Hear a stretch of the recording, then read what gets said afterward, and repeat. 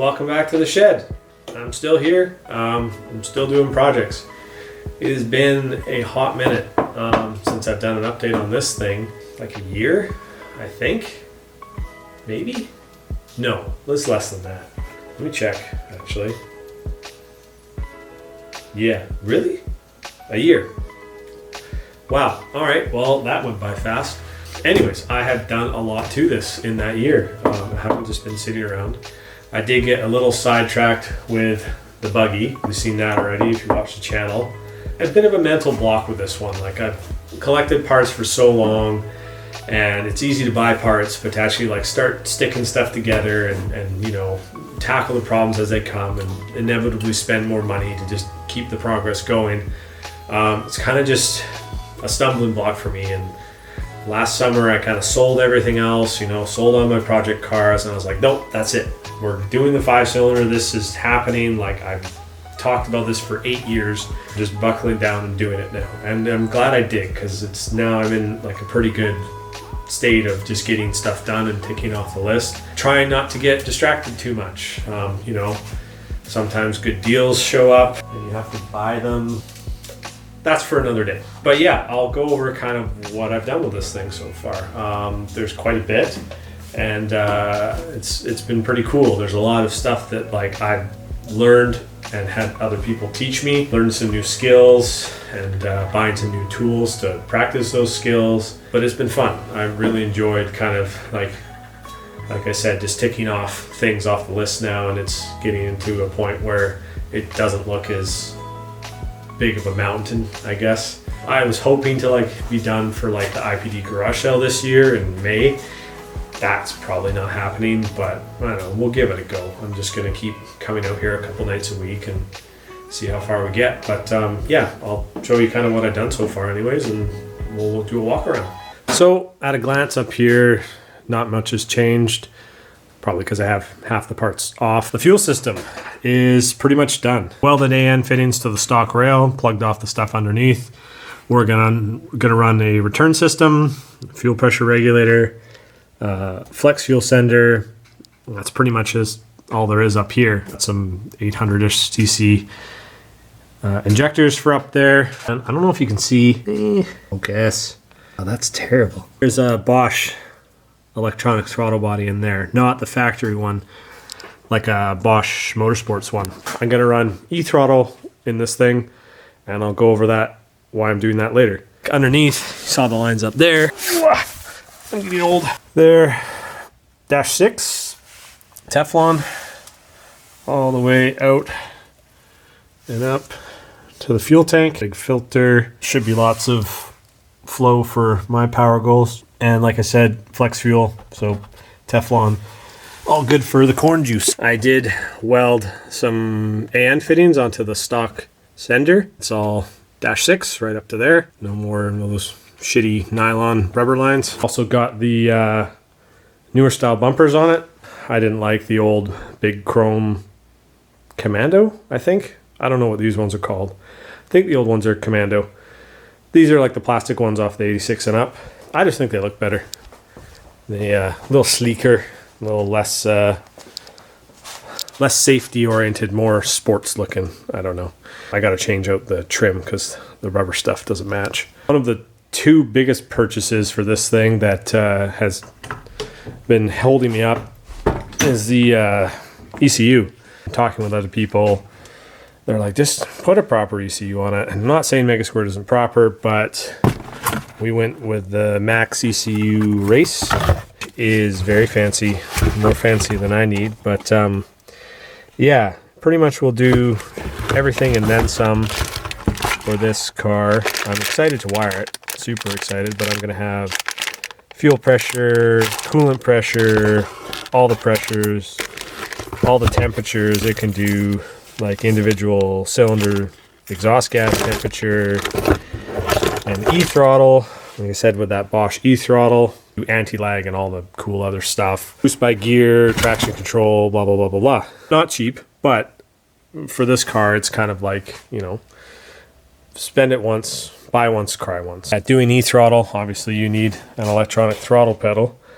I picked this up off a buddy. It's from a 370Z Nissan. That'll just go up under there where the stock one is. I'll have to make a little bracket or something, but this is all metal, so I can cut and bend and weld it.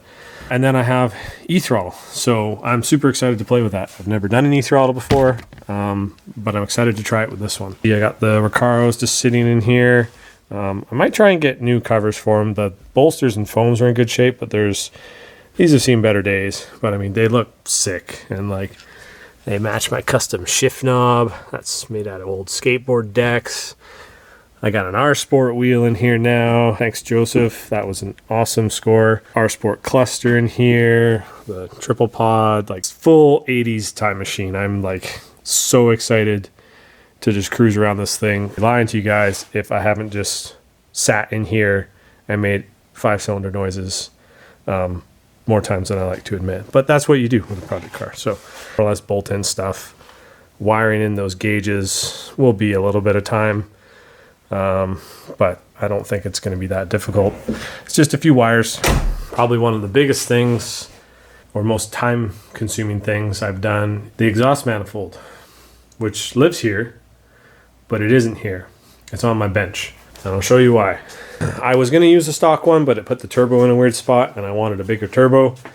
So we went down the rabbit hole of making a custom turbo manifold. I am not a stainless welder. I have very little experience welding stainless.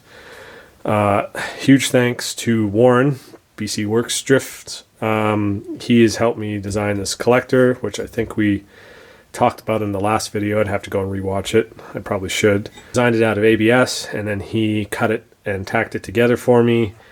And then I've welded the collector all together. We've got a big 90 turbo obviously here. Wastegates going here, bunch of welds, a lot of welding, everything's back purged. This is all very new to me. A lot of people have helped me along the way, and the result's pretty good. I haven't got too much crusty buildup in there, which is what you want. The welds are all shiny, shouldn't crack, but you know, stick it together, weld it, do the next one. I bought like a fancy Furic cup kit and everything, big gas lens to get in all the tight spots, which that has come in handy. I don't think I could have done it without it. But yeah, that is coming along nicely, but 40 hours, I think. I'm probably lying. That's probably way more than that. So yeah, that took entirely too much time, but I'm happy with the outcome so far. Power steering and a big oil cooler that I want to put in. Any turbo car should have an oil cooler because you're running oil through a hot turbo. No way around it. You're putting a lot of heat into it, so put a cooler in it. There's already a lot of coolers getting stacked up in here. I got AC condenser, intercooler, radiator. So there's a lot up there. You can see I've just drilled and tapped the 850 thermostatic little thingo to dash 6, but I think I'm actually gonna take these out because I just tapped this housing. I think I'm actually gonna take these out. Maybe someone can correct me, but I think the whole engine's worth of oil runs through these when it's open, and I don't want to restrict it, so I might go to dash 8. I'm going to weld some of these on. Wow, why won't you focus today? This is dumb. Okay. Really? Alright, fine. Have it your way. I'm going to weld those in instead and up it from dash 6 to dash 8. On the front, like I said, it's all BCs now. Big shout out to my buddy Evan for welding these, because I can weld, but when it comes to structural things, I'd rather get someone who knows what they're doing so I don't collapse parts and drive into a telephone pole. These are just some generic Rock Auto vented discs. I did put re-drilled hubs on it, so these are now 5x114. My Oscams are off an early Volvo, like a PV544, and they're 5x114, and the rear axle is 5x114. So now my car is 5x114 without any adapters, which is sick because adapters push stuff out. Then you have to get weird with offsets. Plated all my control arms, front and rear. I'll show you those ones in a minute. We got the big sway bar in here. That's the V8 drop bar, and you can see why, because really close to the filter and the front of that oil pan. And Mr. Grinder definitely has come out already, and he may need to come back. Oil pan, again, it's just below the cross member, which is not ideal. Ask any Volkswagen guy. I've got these strut brace things, or not strut brace, I guess what we call them, subframe brace. I might like make a skid plate or some kind of bash guard. I don't want to hit that for two reasons. One, I don't want to lose all my oil because engines don't like that. And two, those pans are hard to find here. So I'd rather not smash it.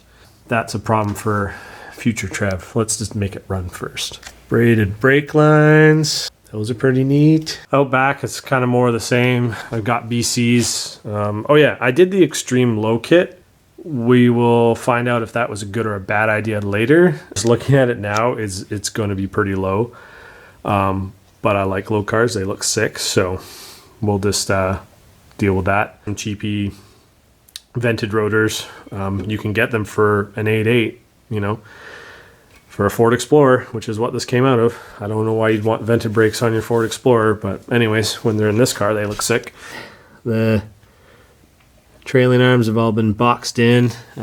Used my 3D printer, and I 3D printed some dimple dies for these, and they actually worked really well. I thought they'd work like once, and I did my whole car and then gave them to my buddy, and he's done a bunch for them himself, and they're still going strong. Like, that's like 16 gauge metal, and my PLA dimple dies did all that, and they cost me $2 instead of $800. So that's a big win. There is a 8.8 in the back here now. Buddy Evan also did the shortening that side. Used two short side shafts.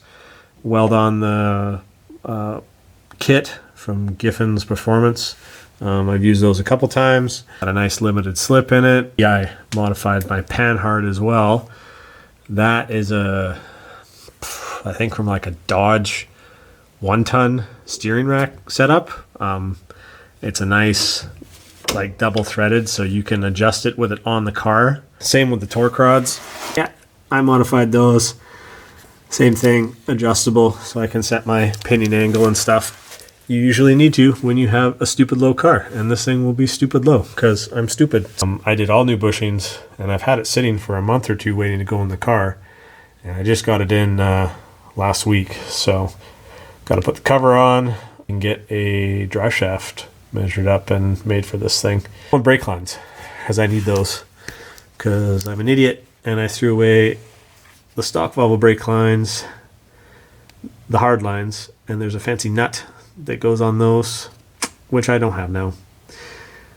But you get that on the big jobs. We've been getting there, crossing stuff off, but still got a ways to go.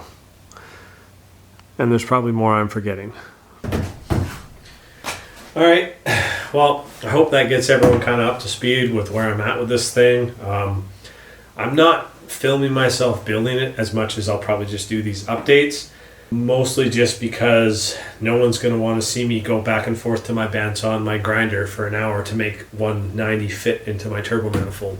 And I don't feel like filming that whole thing to condense it down to 30 seconds either. I just want to get stuff done on this, and, you know, hopefully when we start driving it around and stuff like that and tuning it, that'll be cool, and I'll do a big, like, you know, kind of overview and update like that. But as long as this works for everyone, it kind of works for me, because like I said, it's just been getting the motivation to just start going on it, and also money's always a thing. It's the weirdest problem. Who knew building 40-year-old cars is expensive? Until the next one, I'll kind of have some updates on my Instagram and stuff like that. You can follow there, and then I'll try and make this like a monthly thing. Now that I feel there's actually like progress between the months that's worth showing. Till then, thanks for watching, and we'll catch you on the next one.